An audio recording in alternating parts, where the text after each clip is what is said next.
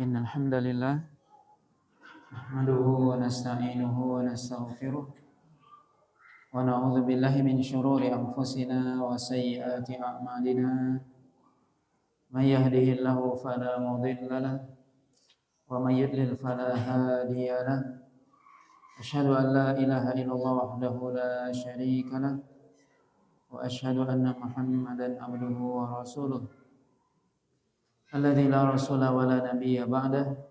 Ya ayyuhalladzina amanu taqullaha haqqa tuqatih wa la tamutunna illa wa antum muslimun. Amma ba'd.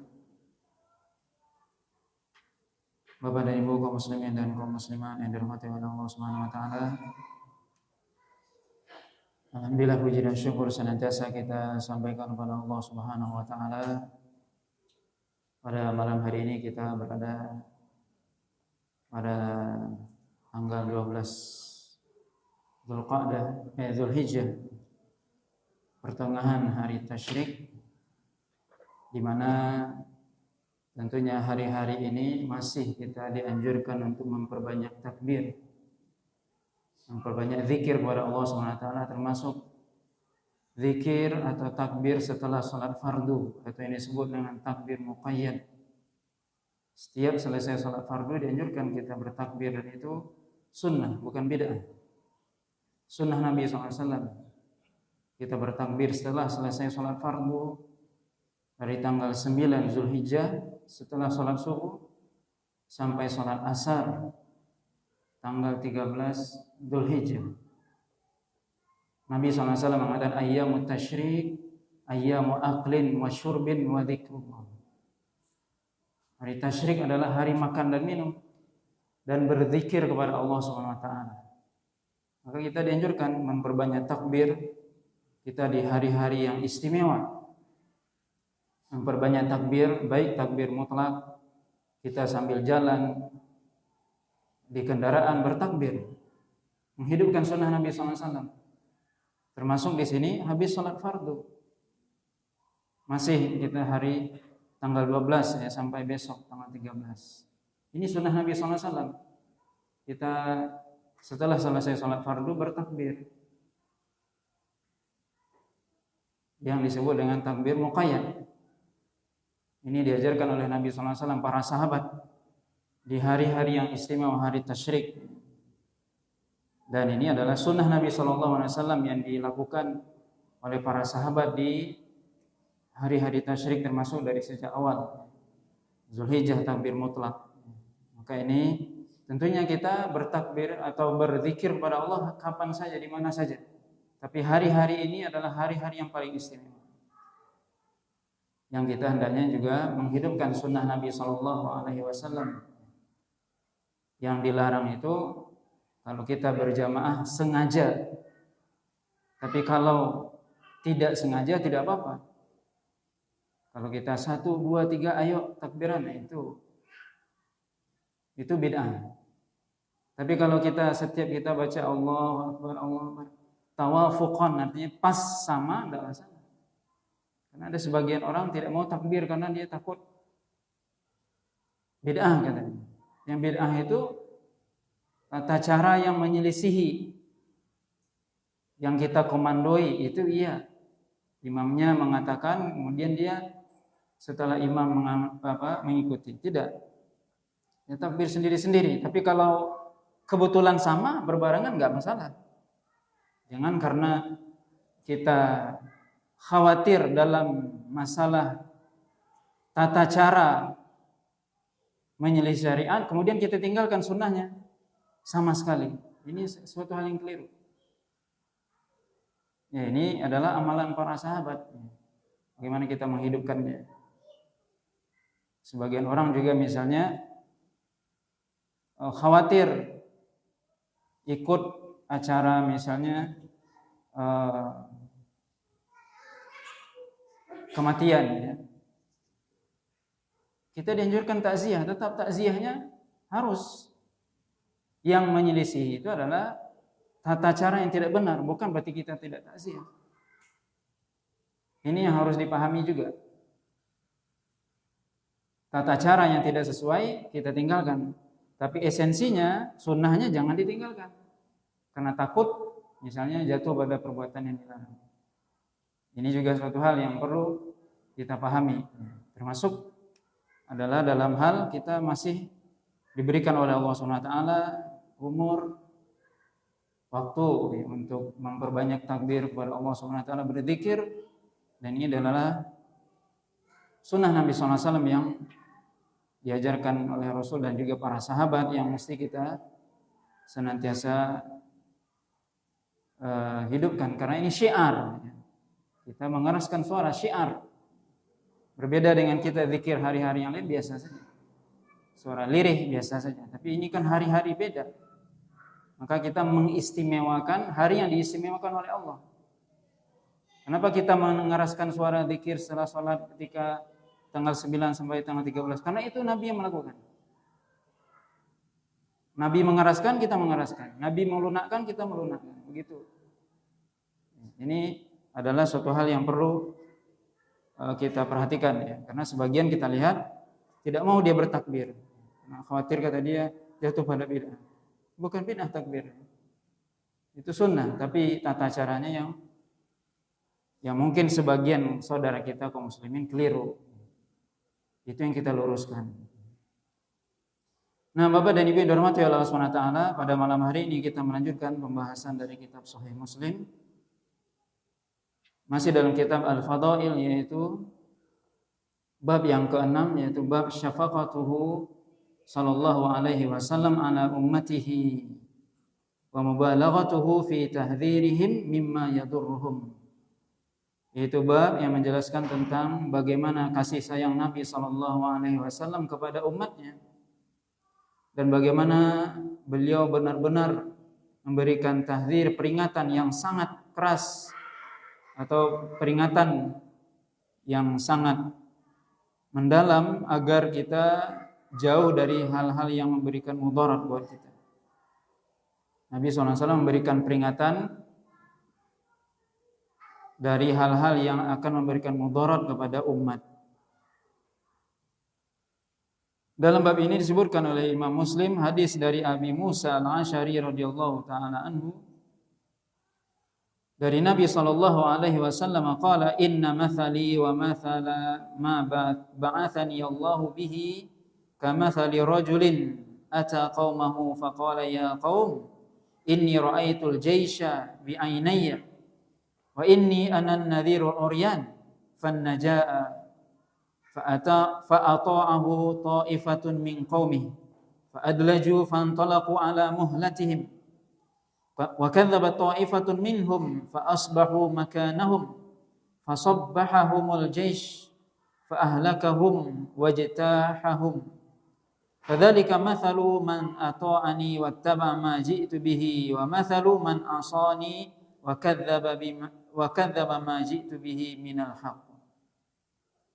Dari Abi Musa radhiyallahu taala anhu dari Nabi sallallahu alaihi wasallam, di mana Nabi sallallahu alaihi wasallam bersabda, sesungguhnya perumpamaanku dan perumpamaan yang apa Allah SWT mengutus aku dengannya seperti seorang laki-laki yang dia mendatangi kaumnya.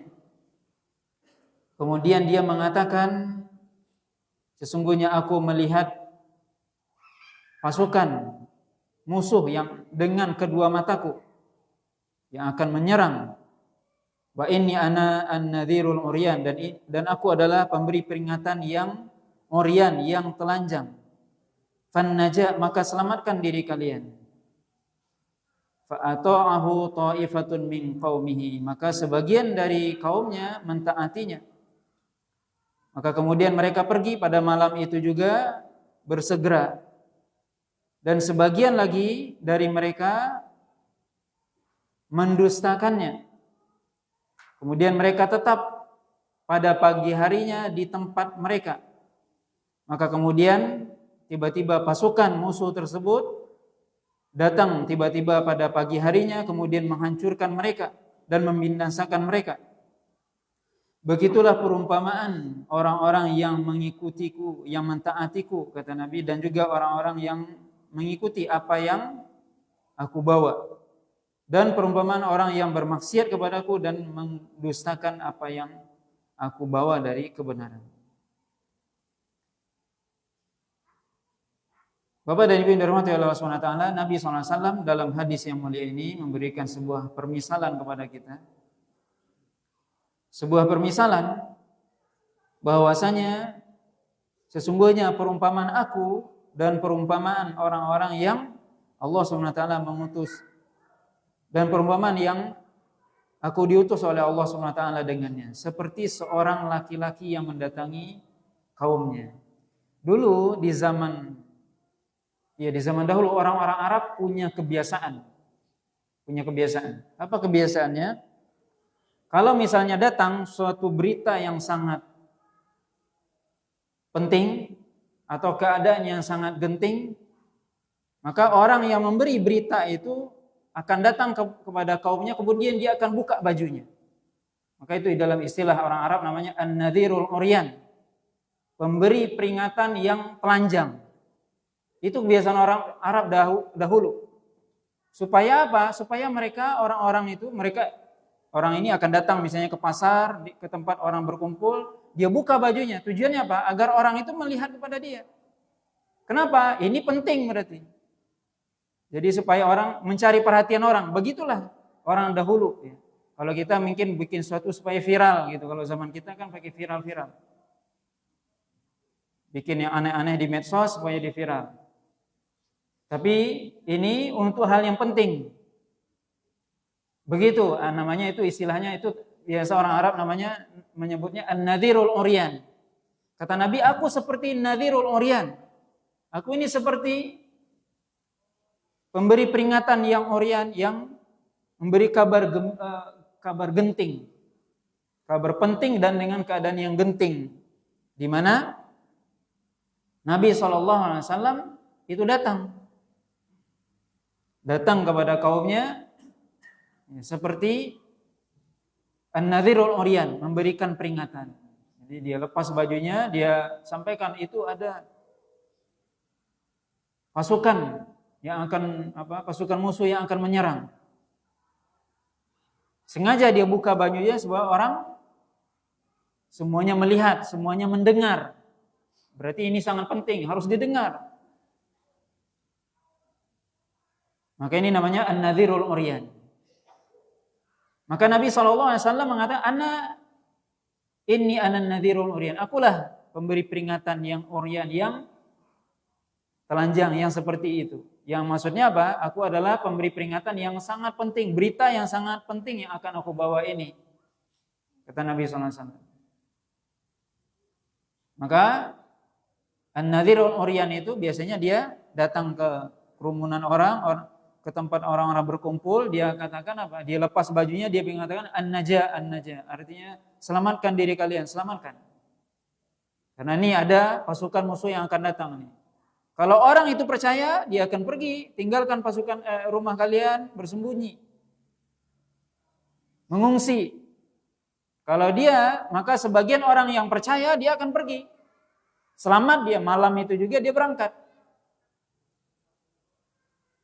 Tapi yang enggak percaya, dia akan tetap saja di situ. Enggak benar itu berita, bohong itu, cuman isu misalnya, hoax itu misalnya, kata dia. Akhirnya dia tetap di kampungnya, di rumahnya. Akhirnya pada pagi harinya benar-benar musuh datang, dia dihancurkan oleh musuh. Kata Nabi SAW, itulah perumpamaan aku, kata Nabi SAW. Perumpamaan orang yang mentaatiku dan mengikuti apa yang aku bawa. Maka kewajiban kita kepada Rasul adalah taat kepada Rasul. Ati'ullah wa ati'ur Rasul. Taat kepada Allah dan taat kepada Rasul. Wa may yuti'ir Rasul faqad ata'a Allah. Siapa mentaati Rasul berarti taat kepada Allah. Maka Allah SWT mengutus Rasulullah SAW dengan syariat, dengan Islam. Tujuannya adalah agar kita taati. Maka wajib kita mentaati Rasul dengan kewajiban yang mutlak. Kewajiban kepada Rasul, kewajiban taat kepada Rasul sifatnya mutlak. Yaitu taat kepada Allah dan Rasulnya itu mutlak. Sebagaimana Allah katakan, ya ayyuhalladzina amanu atiiullah wa atiiur rasul. Wahai orang beriman, taatlah kepada Allah dan taatlah kepada Rasul. Itu kewajiban yang mutlak. Taat kepada Allah dan Rasulnya.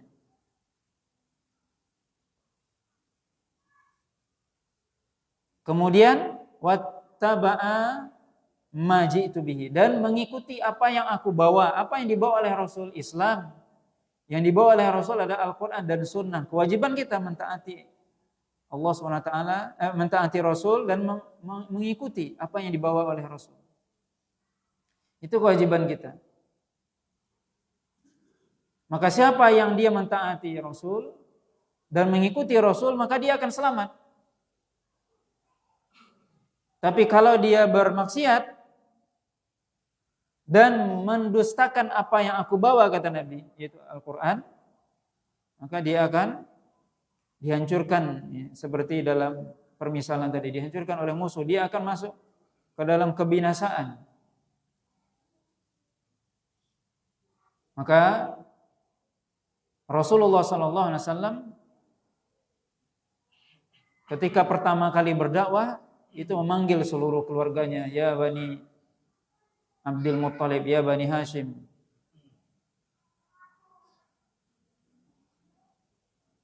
Bagaimana Nabi SAW memanggil keluarganya, kemudian beliau mengatakan, inna bayna yaday adzabin syadid. Semuanya di hadapanku ada azab yang sangat besar. Maka hendaknya kalian masuk ke dalam Islam. Tapi sebagian orang-orang musyrik Mekah, mereka ketika itu beriman, sebagian lagi bermaksiat. Maka ini Nabi SAW memberikan sebuah permisalan kepada kita, bagaimana Nabi SAW itu adalah an-nadhirul uryan, yang memberi peringatan, yang kalau seseorang mengikuti dan taat akan selamat dia. Tapi kalau dia tidak mengikuti, bermaksiat atau malah mendustakan apa yang disampaikan oleh Nabi, apa yang dibawa oleh Nabi, maka dia akan sengsara, akan binasa. Kemudian hadis selanjutnya dari Abu Hurairah radhiyallahu taala anhu qala Rasulullah sallallahu alaihi wasallam, innama mathali wa mathalu ummati kamathali rajulin istawqada nara faja'alatid dawab wal farash yaqa'na fihi fa ana akhidun bihujazikum wa antum taqahhamuna fihi. Hadis ini dari Abu Hurairah radhiyallahu taala anhu, beliau berkata bahwasanya Rasulullah SAW bersabda, sesungguhnya permisalanku dan permisalan dari umatku seperti seorang laki-laki yang menyalakan api. Kemudian datanglah kepada api tersebut hewan-hewan, ya, mungkin kalau kita seperti zaman sekarang, hewan yang suka dengan api, ya laron atau yang sejenisnya, yang dia akan mendekat ke api tersebut dan bahkan masuk ke dalam api. Fa ana akhidhum bihujazikum, kata Nabi SAW, aku mengambil, aku menarik. Hujazikum artinya, yaitu hujaz itu sarung, ya, bagian pinggang, atau mungkin sekarang ikat pinggang. Aku ambil, aku pegang, aku tarik pinggang kalian atau ikat pinggang kalian, wa antum taqahhamuna fihi, sedangkan kalian tetap mau masuk ke dalam api tersebut. Kita perhatikan bagaimana Rasulullah SAW membuat sebuah perumpamaan. Nabi SAW memberikan perumpamaan, menyebutkan perumpamaan, tujuannya adalah, kata para ulama, litaqribil makna, agar makna yang akan disampaikan itu lebih kita pahami. Begitu juga Allah SWT menyebutkan perumpamaan dalam Al-Quran. Al-amthal fil Quran, perumpamaan-perumpamaan yang Allah sebutkan dalam Al-Quran, tujuannya agar kita lebih memahami apa yang akan disampaikan. Karena biasanya permisalan itu dengan sesuatu yang kita hadapi, kita saksikan, kita lihat, kita dengar dalam kehidupan sehari-hari, sehingga kita bisa mencerna apa yang akan disampaikan. Ini adalah salah satu metode Allah SWT dan juga Rasulnya dalam menyampaikan syariat ini agar kita paham. Maka di sini Nabi SAW memberikan sebuah permisalan. Permisalan aku dan permisalan umatku, kata Nabi. Seperti seorang laki-laki yang sedang menyalakan api. Yang mana ketika api menyala ada hewan-hewan yang akan mendekat dan bahkan akan masuk ke dalam api tersebut. Sedangkan aku berusaha untuk menahannya. Apa maksudnya di sini? Nabi SAW memberikan peringatan kepada kita bahwasanya azab Allah SWT sangat besar, sangat dahsyat. Maka Nabi SAW memberikan peringatan agar kita jauh dari neraka Allah SWT. Dan memang Nabi SAW mengatakan huffati an-nar bisyahawat, bahwasanya neraka dipenuhi dengan sesuatu yang diikuti oleh hawa nafsu, yang disukai oleh hawa nafsu. Maka Nabi SAW memberikan peringatan kepada kita agar tidak mengikuti jalan menuju neraka yang walaupun jalan tersebut dipenuhi oleh syahwat dan syubhat, dipenuhi oleh sesuatu yang disukai oleh hati, oleh hawa nafsu, sesuatu yang disukai oleh jiwa seseorang. Maka Nabi SAW memberikan peringatan kepada kita. Bagaimana Nabi SAW menjelaskan bagaimana akan dahsyatnya api neraka, bagaimana dahsyatnya hari kiamat. Allah SWT sebutkan dalam Al-Quran. Kemudian Nabi SAW ceritakan dalam hadis-hadisnya. Itu semua adalah peringatan. Itu semua tujuannya apa? Agar kita tidak masuk ke dalam api tersebut, api neraka. Maka hendaknya kita banyak membaca ayat-ayat yang berkaitan dengan neraka, yang berkaitan dengan akhirat. Mulai dari bagaimana dahsyatnya alam kubur atau barzakh, bagaimana hari berbangkit, bagaimana hisab, bagaimana mizan dan seterusnya, bagaimana mahsyar, bagaimana sirat, bagaimana dahsyatnya neraka. Ini yang disampaikan oleh Nabi SAW. Dan semuanya sudah disampaikan oleh Nabi. Tujuannya agar kita tidak masuk ke dalam neraka Allah SWT. Karena memang jalan menuju neraka sesuatu yang dipenuhi dengan sesuatu yang disukai oleh hawa nafsu. Maka Nabi SAW menarik kita. Kita bisa bayangkan bagaimana Rasulullah SAW itu menarik kita agar kita tidak masuk ke dalam neraka. Sebagaimana tadi Nabi memberikan sebuah permisalan.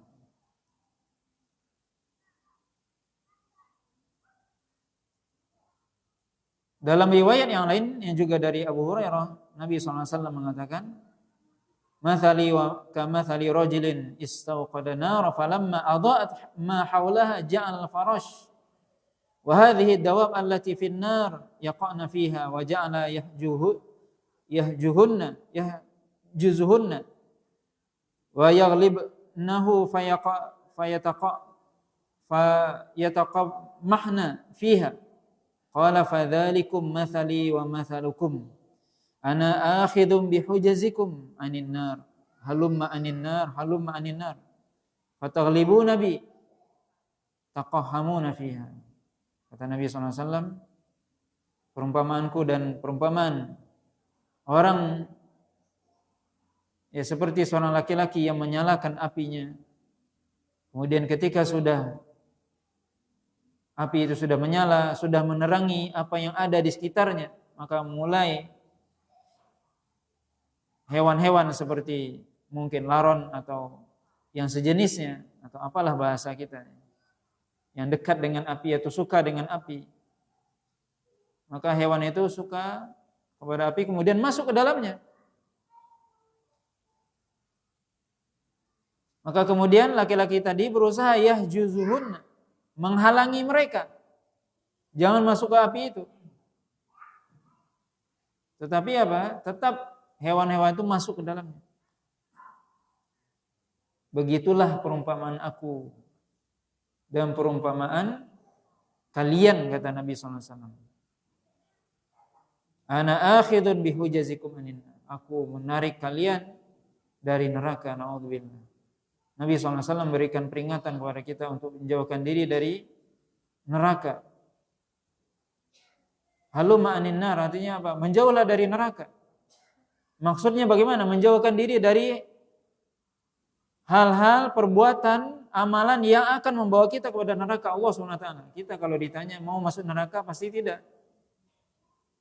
Itu jawaban lisan. Tapi bukan itu yang dimaksud. Amalan kita mestinya juga menjauhkan diri kita dari neraka tersebut. Lisan kita mengatakan tidak mau masuk neraka, tapi kadang perbuatan kita justru mendorong ke neraka. Ini yang disampaikan oleh Nabi SAW. Bagaimana Nabi SAW memperingatkan kita dari neraka Allah SWT. Dan bisa kita lihat bagaimana jalan menuju neraka itu dihiasi dengan berbagai macam syubhat dan syahwat, dan memang menarik. Yang membuat orang-orang yang mungkin tidak memiliki ilmu dan iman maka akan terjatuh kepadanya. Kalau kita lihat dan kita renungkan, hewan tadi, hasyarat, serangga seperti laron dan sebagainya itu, dia masuk ke dalam itu karena memang dia wallahu alam tidak memiliki, tidak tahu itu bermanfaat atau tidak. Maka dia masuk ke dalamnya. Maka seorang yang beriman, naudzubillah, ketika dia jatuh pada perbuatan dosa dan maksiat yang akan mengantarkan dia ke neraka, jadi karena rendahnya ilmu atau tipisnya iman, itu yang akan membuat seorang jatuh kepada neraka Allah SWT. Maka bagaimana kita bisa mempertebal ilmu, memperdalam ilmu dan mempertebal iman dengan kembali kepada apa yang dibawa oleh Nabi SAW. Apa yang dibawa oleh Nabi Al-Quran. Dengan kita membaca Al-Quran, mentadabburi Al-Quran, ya, itu akan membuat kita sadar atau bertambah ilmu, bertambah iman. Membaca hadis-hadis Nabi SAW yang di dalamnya ada peringatan akan neraka Allah SWT, akan hari akhirat. Kalau kita sering membaca ayat-ayat atau hadis Nabi SAW tentang hari akhirat, tentang neraka, itu yang akan menjadi tameng, yang akan menghalangi kita dari perbuatan dosa dan maksiat. Makanya sebagian ulama mengatakan kalau seseorang merasa dirinya lagi futur atau dia dekat dengan perbuatan dosa dan maksiat, maka hendaknya dia memperbanyak membaca Al-Quran atau ayat-ayat yang berkaitan dengan neraka atau yang bercerita tentang hari akhirat. Yang itu akan menjadi sebuah penghalang buat dia. Ketika seorang malas beribadah, ketika seorang malah dekat dengan perbuatan dosa dan maksiat, maka hendaknya dia memperbanyak membaca ayat-ayat atau hadis Nabi SAW berbicara tentang surga dan neraka. Bahkan kalau kita lihat bagaimana para ulama terdahulu, Utsman bin Affan radhiyallahu ta'ala anhu, beliau kalau melewati kuburan maka beliau menangis. Maka beliau mengatakan, ketika ditanya kenapa menangis wahai Utsman, karena beliau mengatakan bahwasanya alam barzakh, kubur ini adalah awwalu manzilatil akhirah. Bahwasanya kuburan ini adalah persinggahan pertama dari alam akhirat. Yang siapa yang selamat darinya, dia akan selamat setelahnya. Siapa yang mudah padanya, dia akan lebih mudah setelahnya. Maka seorang hendaknya kita semua memperbanyak membaca ayat-ayat yang berbicara tentang bagaimana alam barzakh, bagaimana dahsyatnya alam barzakh, yang kita semua tidak mengetahui hakikatnya. yang semua kita pasti akan mendatanginya. Semua kita akan melaluinya. Semua kita pasti akan masuk ke dalam alam barzakh. Semua kita pasti akan masuk ke dalam kuburan, kemudian semua kita akan mendapatkan fitnah kubur. Fitnah kubur yaitu pertanyaan malaikat. Kecuali kata Nabi syahid, orang yang syahid. Dan bahkan semua manusia akan merasakan namanya, kata Nabi SAW, na'udzubillah, dhammatul qabri. Dhammah itu artinya himpitan kubur. Himpitan kubur, dihimpit oleh kubur, na'udzubillah. Kita nggak tahu bagaimana kaifiyahnya, tata caranya kita nggak tahu. Karena Nabi SAW mengatakan, lau naja ahadun min dhammatil kubur lanaja minhu Sa'ad ibnu Mu'adz. Sa'ad ibnu Mu'adz adalah seorang sahabat Nabi SAW dari suku Aus. Beliau adalah pemuka suku Aus yang ketika beliau meninggal setelah perang Khandaq, maka Nabi SAW mengatakan, ihtazza arsyur rahman bimauti Sa'ad ibnu Mu'adz. Berguncang arsy Allah ketika meninggalnya Sa'ad ibnu Mu'adz. Sahabat yang sangat mulia, Sa'ad ibnu Mu'adz. Kematian beliau membuat arsy Allah berguncang. Bukan sahabat sembarangan. Kata Nabi SAW, kalau seandainya seseorang di antara kalian selamat dari himpitan kubur, maka Sa'ad ibnu Mu'adz yang lebih berhak untuk selamat. Tapi tidak, naudzubillah. Kalau kita misalnya baca hadis seperti ini, mungkin kita akan semangat beribadah, kita akan menjauhkan diri dari berbagai macam hal-hal yang tidak bermanfaat dan sebagainya. Itu baru dhammatul kubur, baru kita ketika seorang dimasukkan ke dalam kubur, bagaimana dia dihimpit oleh kubur. Dihimpit oleh kubur. Dhammatul qabri. Bagaimana kemudian dia didatangi oleh dua malaikat, aswadan azraqan, kata Nabi SAW. Bagaimana dia didudukan, bagaimana dia ditanya. Itu baru alam kubur. Bagaimana setelah itu seorang dibangkitkan di mahsyar. Mahsyar yang Nabi SAW mengatakan matahari didekatkan. Semua manusia dibangkitkan sejak zaman Nabi Adam sampai hari kiamat di satu tempat sesuai dengan amalannya masing-masing. Mahsyar yang dikatakan satu harinya 50.000 tahun, 50.000 tahun. Waktu yang sangat lama. Umur kita enggak jauh, coba kita, berapa umur kita? Dari 50.000 tahun. Itu baru 50.000 tahun. Itu baru kita berdiri di mahsyar. Belum lagi dimulai hisab. Para ulama mengatakan setelah 50.000 tahun baru dimulai hisab. Wallahu a'lam.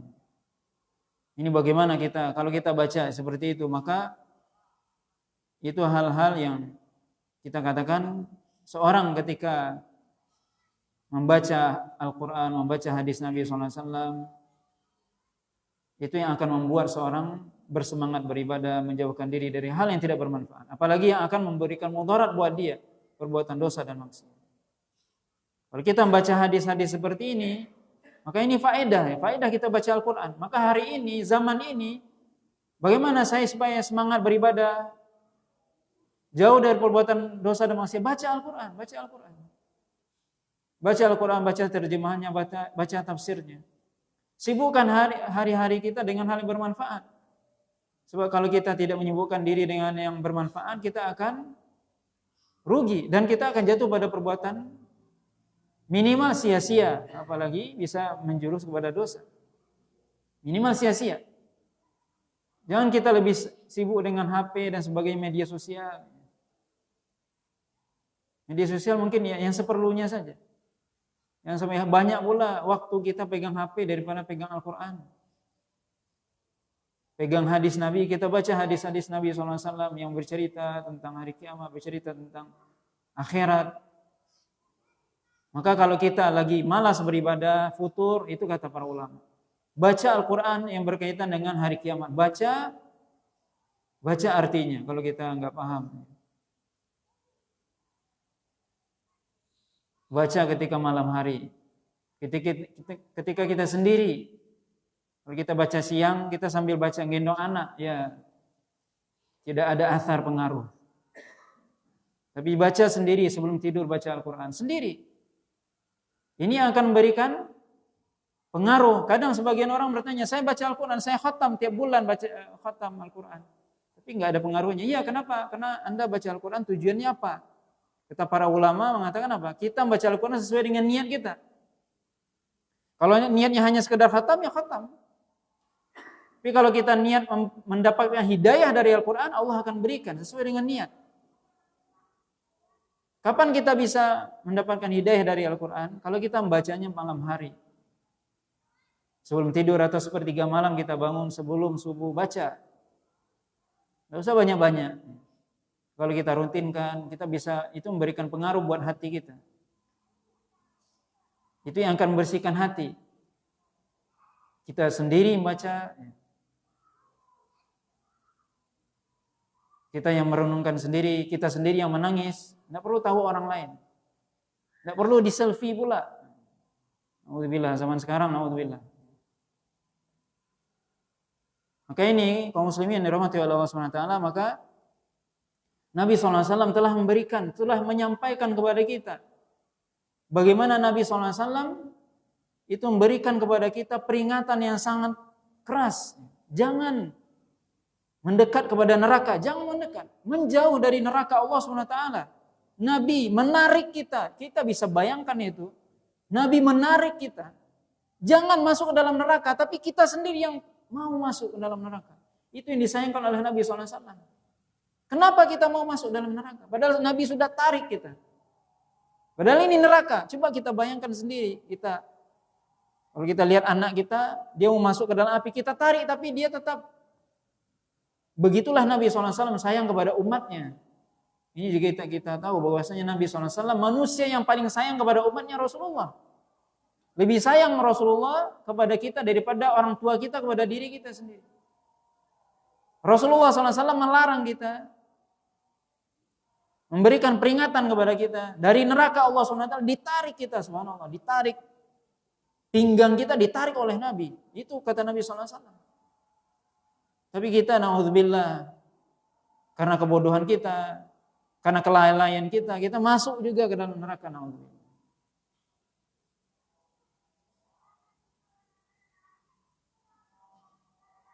Kemudian juga hadis yang terakhir dalam bab ini disebutkan oleh Imam Muslim, hadis dari Jabir radhiyallahu taala anhu, qala Rasulullah sallallahu alaihi wasallam, mathali wa mathalukum kamathali rajulin awqada nara faja'ala al-janadib wal farash yaqa'na fiha wa huwa yadhubbuhunna anha wa ana akhidun bihujazikum anin nar wa antum tafallatuna min yadi.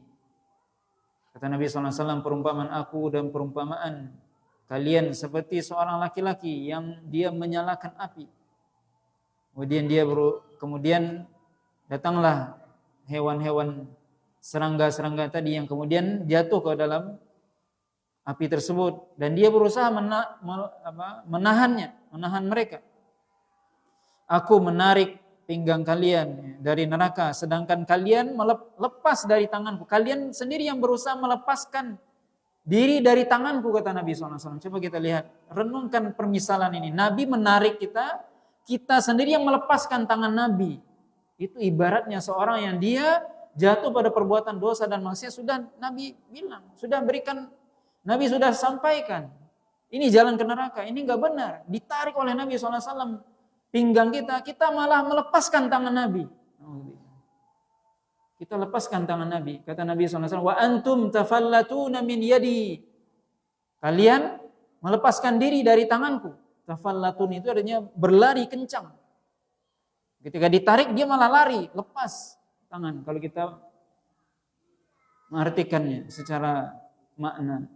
Bagaimana orang-orang yang jatuh pada perbuatan dosa dan maksiat, dia seperti dia lari dari tarikan Nabi SAW. Nabi sudah menariknya, Nabi sudah berusaha menahannya untuk tidak jatuh pada perbuatan dosa yang akan mengantarkan dia ke neraka, naudzubillah, tapi dia terus tidak mengindahkan Nabi SAW.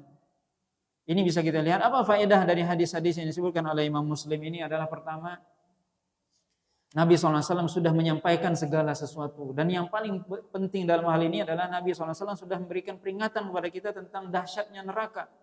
Dan Nabi SAW sudah menjelaskan jalan menuju neraka ini seperti ini agar kita jauhi. Kemudian apa? Hadis ini semua menunjukkan kepada kita bagaimana sekali lagi cintanya Nabi kepada umatnya. Bagaimana Nabi SAW sangat khawatir kepada umatnya. Sangat khawatir Nabi kepada umat, kepada kita. Maka Nabi sampai tadi memberikan sebuah permisalan, kita ditarik oleh Nabi SAW. Bagaimana di sini kita lihat, Nabi SAW bukan hanya sekedar menyampaikan. Bukan Nabi sekedar, itu ada neraka, tapi Nabi menarik kita. Maka ini perlu kita merenungkan. Kalau kita renungkan bagaimana berarti Nabi bukan hanya sekedar mengatakan ini jalan ke surga, ini jalan ke neraka, setelah kamu lah. Bukan gitu Nabi. Tapi Nabi apa? Ketika melihat umatnya mau masuk neraka, ditarik oleh Nabi SAW. Sudah dijelaskan, bukan dibiarkan saja. Bukan dibiarkan, kan sudah dijelaskan, enggak. Tapi Nabi SAW bagaimana cintanya kepada umat, ditarik oleh Nabi SAW. Walaupun Nabi sudah menjelaskan, tapi tetap Nabi SAW berusaha untuk menarik umatnya dari jalan yang mengantarkan kepada dosa dan maksiat. Wallahu ta'ala, mungkin ini beberapa hadis yang bisa kita baca pada malam hari ini, mudah-mudahan bermanfaat. Subhanakallah bihamdika, asyhadu an la ilaha illa anta, astaghfiruka wa atubu ilaik. Wa sallallahu ala nabiyyina Muhammadin wa ala alihi wa sahbihi wa sallam. Wassalamualaikum warahmatullahi wabarakatuh.